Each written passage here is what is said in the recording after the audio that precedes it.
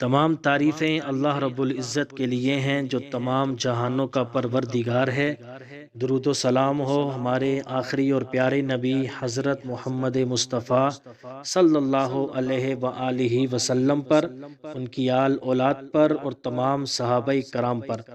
خلیفہ دوم امیر المؤمنین حضرت عمر بن خطاب رضی اللہ تعالیٰ عنہ کا سنہری دور خلافت، آپ کے دور خلافت کے اندر سن ہجری کا اجرا کیا گیا، جیل کا تصور دیا، مؤذنوں کی تنخواہیں مقرر کی، مسجدوں میں روشنی کا بندوبست کرایا، پولیس کا محکمہ بنایا اور ایک مکمل عدالتی نظام کی بنیاد رکھی، آبپاشی کا نظام قائم کرایا، فوجی چھاونیاں بنوائیں اور فوج کا باقاعدہ محکمہ قائم کیا۔ آپ نے دنیا میں پہلی بار دودھ پیتے بچوں، معذوروں، بیواؤں اور بے آسراؤں کے وظائف مقرر کیے۔ آپ نے دنیا میں پہلی بار حکمرانوں، سرکاری عہدیداروں اور والیوں کے اثاثے ڈکلیئر کرنے کا تصور دیا۔ آپ نے بے انصافی کرنے والے ججوں کو سزا دینے کا سلسلہ بھی شروع کیا۔ آپ نے دنیا میں پہلی بار حکمران کلاس کی اکاؤنٹیبلٹی شروع کی۔ آپ راتوں کو تجارتی قافلوں کی نگرانی کرتے تھے اور فرمایا کرتے تھے کہ جو حکمران عدل کرتے ہیں وہ راتوں کو بے خوف سوتے ہیں۔ آپ کا فرمان تھا کہ قوم کا سردار قوم کا سچا خادم ہوتا ہے۔ آپ کی مہر پر لکھا تھا کہ عمر نصیحت کے لیے موت ہی کافی ہے۔ آپ کے دسترخوان پر کبھی 2 سالن نہیں رکھے گئے۔ آپ زمین پر سر کے نیچے اینٹ رکھ کر سو جاتے تھے۔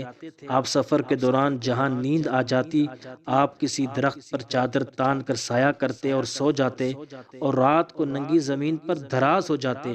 آپ کے کرتے پر 14 پیوند تھے اور ان پیوندوں میں ایک سرخ چمڑے کا پیوند بھی تھا۔ آپ موٹا کھردرا کپڑا پہنتے تھے۔ آپ کو نرم اور باریک کپڑے سے نفرت تھی۔ آپ کسی کو جب سرکاری عہدے پر فائز کرتے تو اس کے اثاثوں کا تخمینہ لگوا کر اپنے پاس رکھ لیتے تھے، اور اگر سرکاری عہدے کے دوران اس کے اثاثوں میں اضافہ ہو جاتا تو اس کی اکاؤنٹیبلٹی کرتے تھے۔ آپ جب کسی کو گورنر بناتے تو اسے نصیحت فرماتے کہ کبھی ترکی گھوڑے پر سوار نہ ہونا، باریک کپڑے نہ پہننا، چھنا ہوا آٹا نہ کھانا، دربان نہ رکھنا اور کسی فریادی پر دروازہ بند نہ کرنا۔ آپ فرماتے تھے کہ ظالم کو معاف کر دینا مظلوموں پر ظلم ہے۔ آپ کا یہ فکرہ کہ آج انسانی حقوق کے چارٹر کی حیثیت رکھتا ہے کہ مائیں بچوں کو آزاد پیدا کرتی ہیں، تم نے انہیں کب سے غلام بنا لیا۔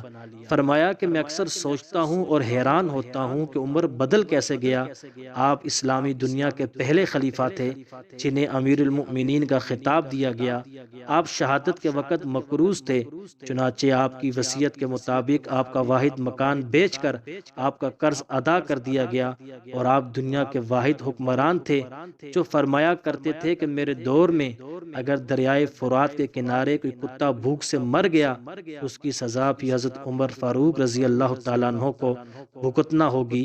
آپ کے عدل کی یہ حالت تھی کہ آپ کا انتقال ہوا تو آپ کی سلطنت کے دور دراز علاقے کا ایک چرواہا بھاگتا ہوا آیا اور چیخ کر بولا، لوگو، حضرت عمر فاروق رضی اللہ تعالیٰ عنہ کا انتقال ہو گیا۔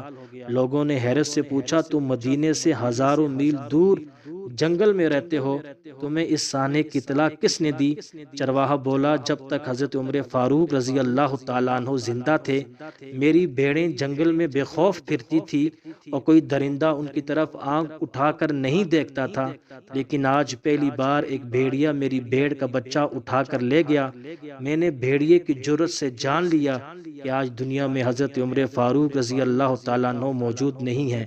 حضرت عمر فاروق رضی اللہ تعالیٰ عنہ نے اپنے دور میں جس خطے میں اسلام کا جھنڈا بھجوایا، وہاں سے آج بھی اللہ اکبر کی صدائیں آتی ہیں، وہاں آج بھی لوگ اللہ کے سامنے سجدہ کرتے ہیں، اور آپ کا نظام دنیا کے 245 ممالک میں آج بھی کسی نہ کسی شکل میں موجود ہے۔